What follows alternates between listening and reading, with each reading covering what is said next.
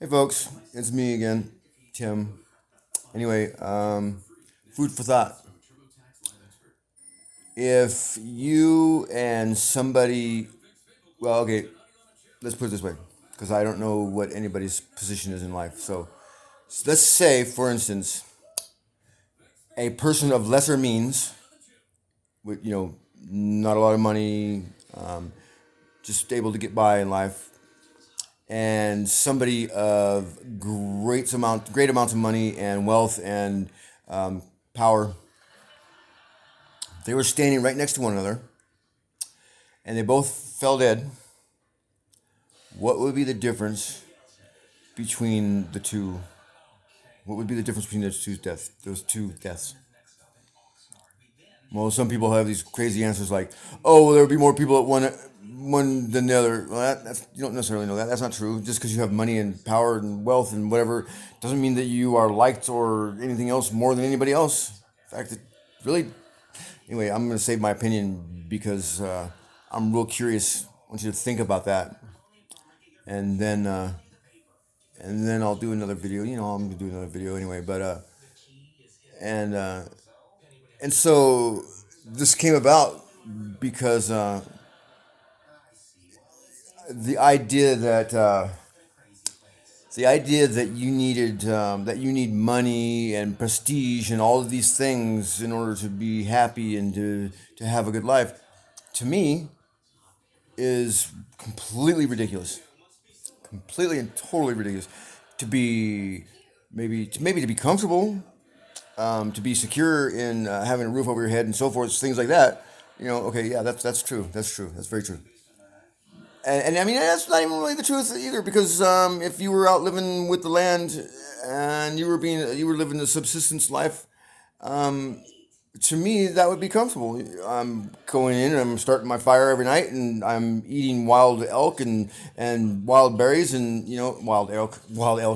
elk, and wild berries, and you've got your loved ones with you. There's no television, none of that crapola. That to me would be very comfortable, and so that's a matter of perspective, really. Um, I'm really kind of just beating around the bush to the idea that this is just something I had pondered and thought. If if you want to create a situation that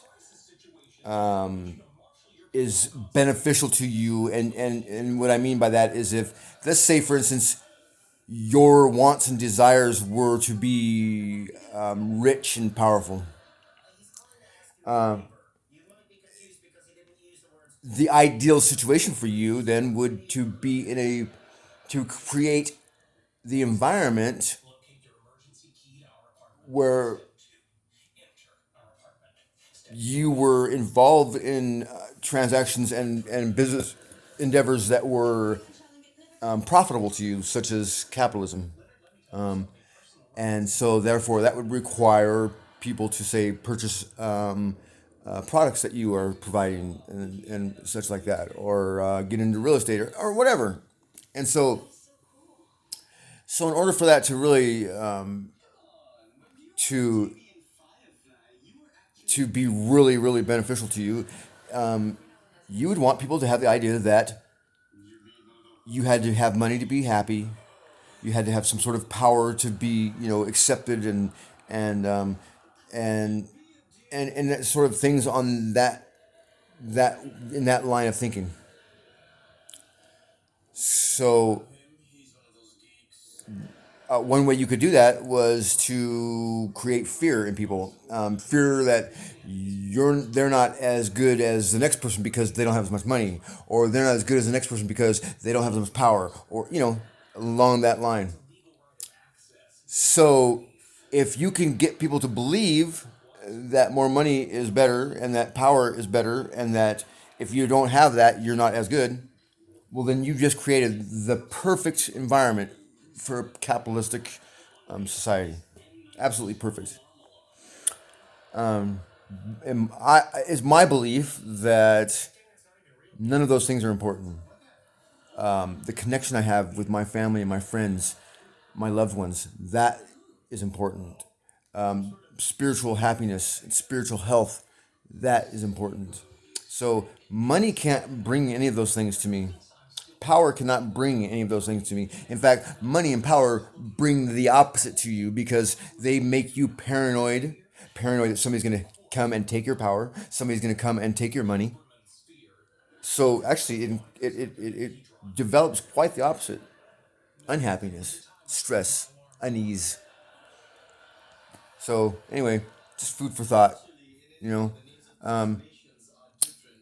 if I was if I was in a situation where I didn't like what I was seeing and I didn't like I maybe wanted to change things.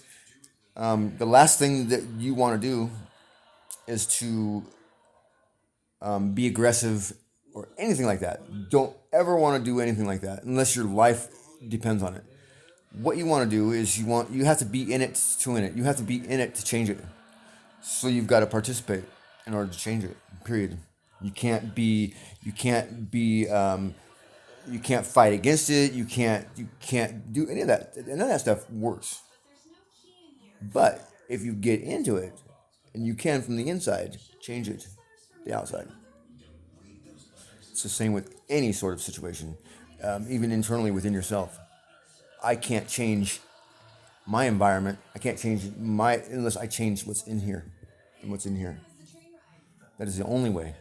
When I change what's in here and in here, it will automatically change what's out there. Anyway, just food for thought. My coverage going pretty well. I've been kind of down in the dumps a little bit the last 2 days. Kind of having my insides are a little bit messed up. Stress, this whole just a lot of stress and everything. But I'm coming to grips with that. I met with my case manager. I met with a case manager today. He's hooking me up with a permanent case manager. Yeah, things are really looking up. I got a new HP Chromebook. It's going to help me with school. I still need to go online and fill out the FAFSA paperwork or the FAFSA application, but I'm going to do that too.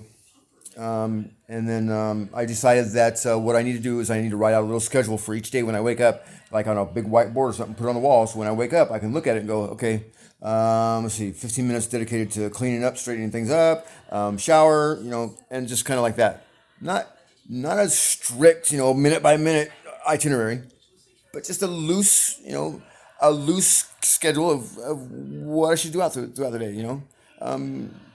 4 hours of just relaxing or whatever. Just a real general description of my day, and then to remember to keep that positive attitude and to remember what I want, where I'm going, and and things will work out. Things will always work out.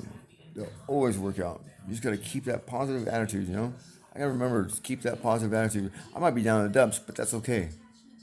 Hey, you can't have light without dark. You can't have dark without light. You've got to be down in dumps once in a while, so that so you know what it feels like to feel good and to be positive and all that. So anyway, thank you for watching. If this at all interested you, please subscribe. Yeah. Anyway, thank you. Thank you for watching. Thank you for the support. And I'm looking forward to an awesome, absolutely awesome future. And also sharing some of my writings and my artwork with you. I'm really looking forward to it. I'm really looking forward to some input to see if I'm sort of on the right path and see if my artwork's corny and hokey or if it's something that I should really pursue or should I change it or what. So anyway, thank you very much, and I can't wait to do my next video.